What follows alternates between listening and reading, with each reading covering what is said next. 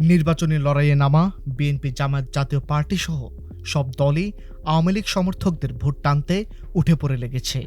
BNP জামায়াতের এই কৌশলকে নির্বাচনী আচরণবিধির লঙ্ঘন ও আদর্শহীন রাজনীতি হিসেবে চিহ্নিত করেছেন রাজনৈতিক বিশ্লেষকরা।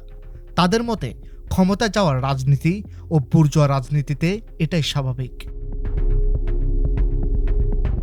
সুজনের সম্পাদক ডক্টর বদিউল আলম মজুমদার একটি গণমাধ্যমকে বলেন, এটাই ভোটের প্রতিযোগিতা, ভোটের কৌশল।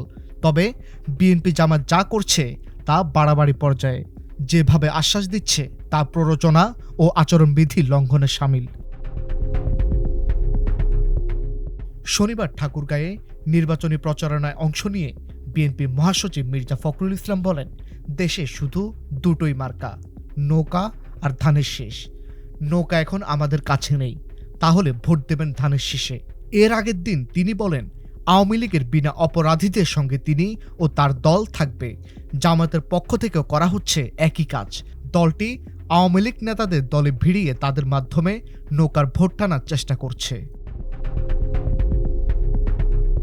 এদিকে গত বৃহস্পতিবার কুমিল্লা ১১-১৪ আসনে জামাত ইসলামী প্রার্থী সৈয়দ আবদুল্লাহ মোহাম্মদ তাহেরের নির্বাচনী সমাবেশে বক্তৃতা দিয়েছেন আওয়ামী লীগের স্থানীয় এক নেতা সালাউদ্দিন আহমেদ মজুমদার।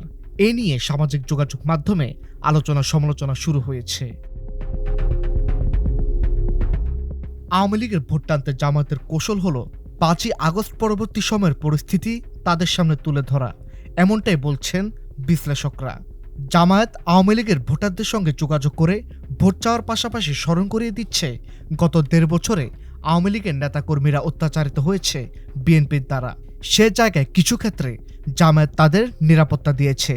নির্বাচনী বিজয় হলে সে সুযোগ আরও বেড়ে যাবে।